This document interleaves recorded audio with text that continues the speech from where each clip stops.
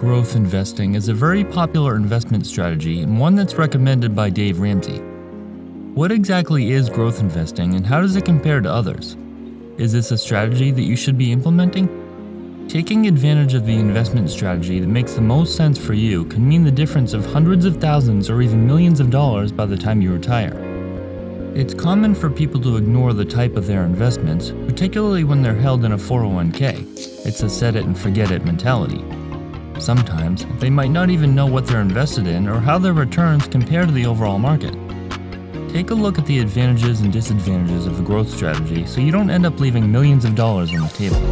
What is growth investing? Growth investing is a strategy focused on capital appreciation and future earning potential of a company. Investors typically look for high-quality, established companies that have a history of high growth and are likely to continue growing at a rapid rate.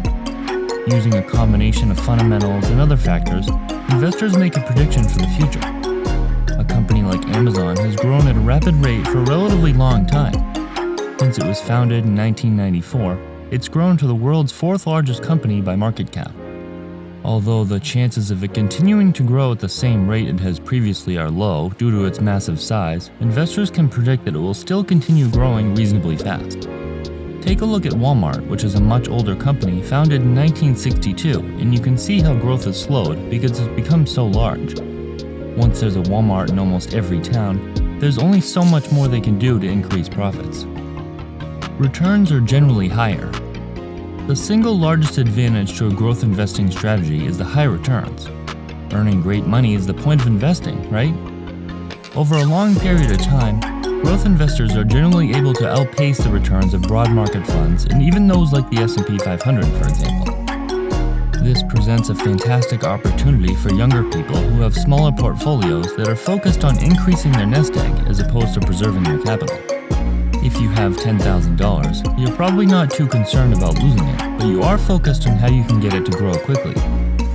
As investors age, they become less concerned with their returns and stability becomes more of a priority.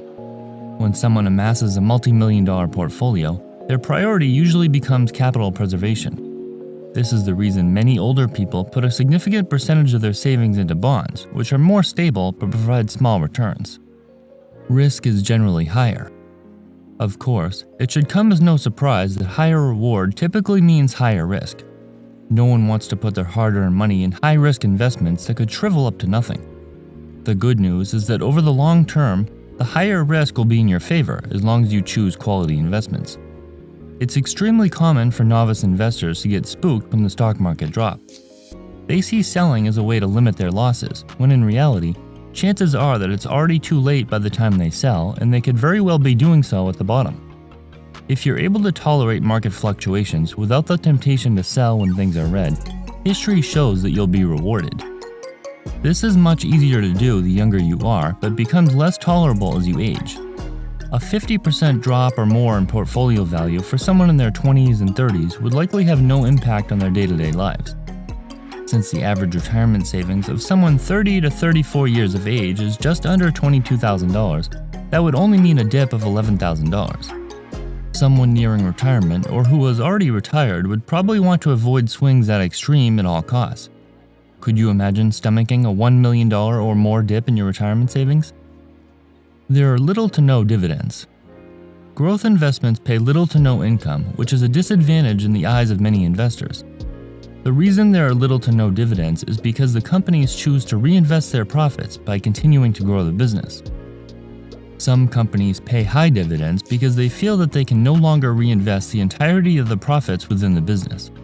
Instead, it's better distributed to shareholders. That's one reason why dividend and income-paying stocks tend to grow at lower rates. Just like Walmart's growth has slowed, so has the growth of many dividend stocks. Some investors prefer that the company keep the profits and invest it themselves, instead of receiving dividend payments and having to choose whether to buy more shares or invest it elsewhere. Why would they want to receive cash when the company could reinvest it wisely? You could reinvest the dividends manually or by utilizing a dividend reinvestment plan, but it's not the same as the company's board of directors focusing on growth. When a company begins paying a dividend, it's seen as a plateau in growth. On the other hand, Dividends can attract new investors, and dividends keep shareholders content during times of flat or even declining stock price. Growth stocks will provide much more money at retirement. What's really shocking when it comes to growth investing is the difference in the amount of money you could end up with.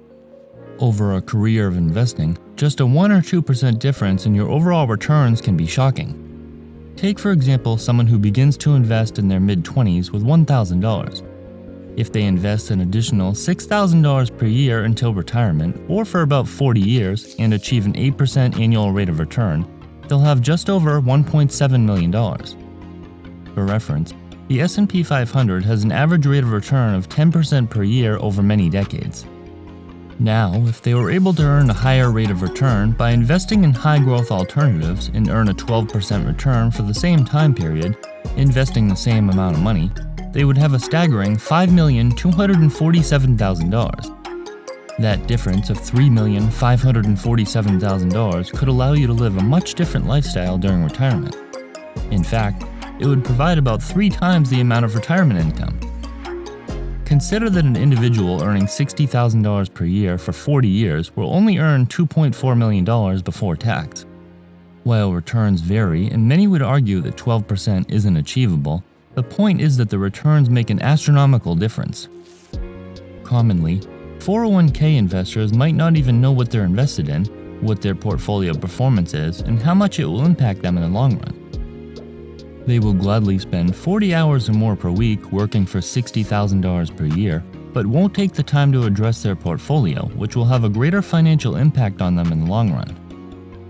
It doesn't have to be complicated. An example of a great growth ETF is the Vanguard Growth ETF, or VUG. It holds large-cap US companies similar to what you'd find in the S&P 500, except without slow-growing stocks. There are currently 287 holdings consisting of well-known names like Visa, Nvidia, and Home Depot. The average annual return of VUG over the past 10 years has been just under 18%, while Vanguard's S&P 500 ETF averaged just over 15% over the past 10 years.